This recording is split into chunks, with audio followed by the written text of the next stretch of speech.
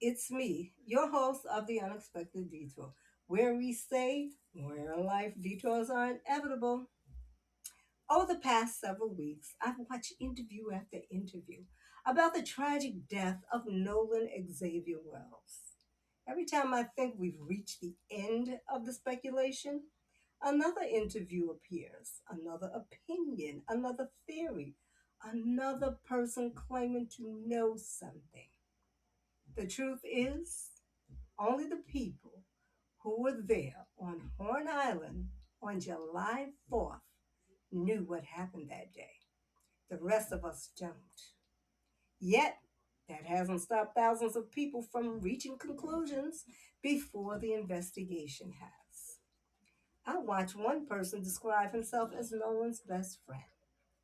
Then I watched someone else make the same claim.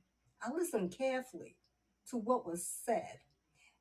And one interview left me feeling unsettled because very little that was said reflected the kind of love or respect I would expect someone to have for a person they called a best friend.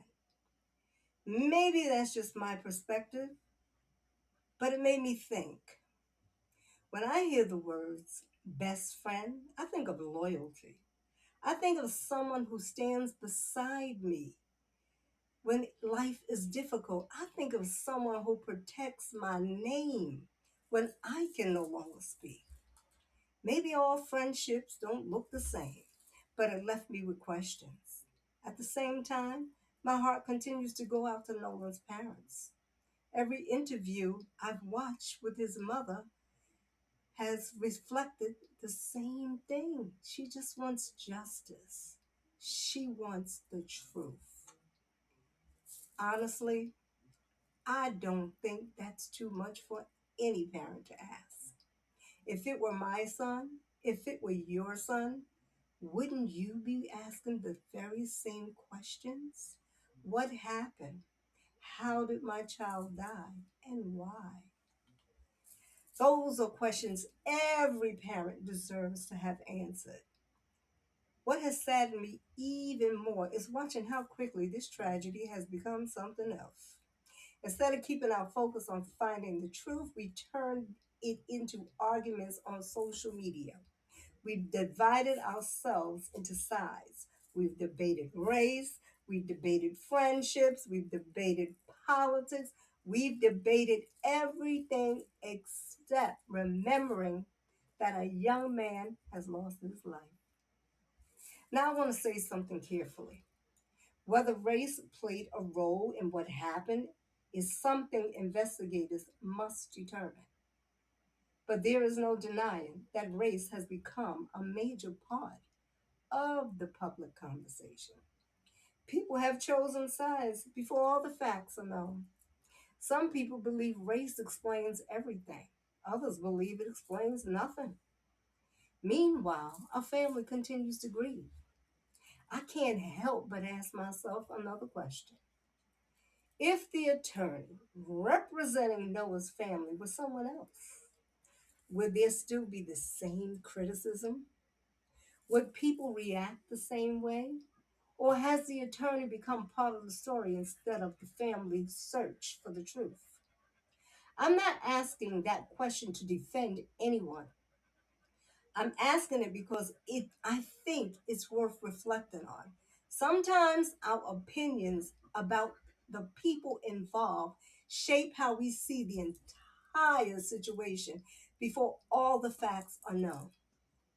I've also seen reports that Noah's mother has received negative reviews connected to her employment because of this case, and why I don't understand. And if it's true, I find that deeply troubling. No parent should have to carry that burden while mourning the loss of a child. Sometimes I wonder whether we've forgotten how to be human. We've become so invested in being right that we have forgotten what compassion looks like. We've become so committed to winning arguments that we've forgotten there are real people living through unimaginable pain. Maybe that's the bigger conversation we should be having. Not just what happened, but what has happened to us. Have we become so consumed with our opinions that we have lost the ability to simply care? At the end of the day, I don't know what happened on July 4th. Neither do you. The investigators are still doing their work. The evidence will tell its story. Until then, I think we owe Nolan's family something: respect, compassion, and patience, and the hope that the truth, whatever it may be, is uncovered. Because truth matters. Not for social media, not for clicks, not for interviewers, but for a mother and father who wake up every morning knowing their son isn't coming home. If today's conversation made you stop and think, I'd love to hear your perspective. How do we balance public discussion with compassion for grieving families? How do we make sure our search for answers never causes more harm than healing? And perhaps the biggest question of all, what's the truth? Share your thoughts respectfully in the comments. If you enjoy meaningful conversations that challenge us to think a little deeper, follow the Unexpected Detour and share this episode with someone who values honest dialogue.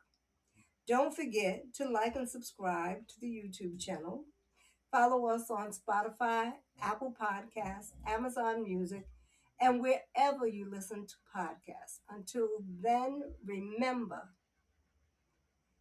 life is full of detours. Some we choose and some we don't. But that's why detours are inevitable.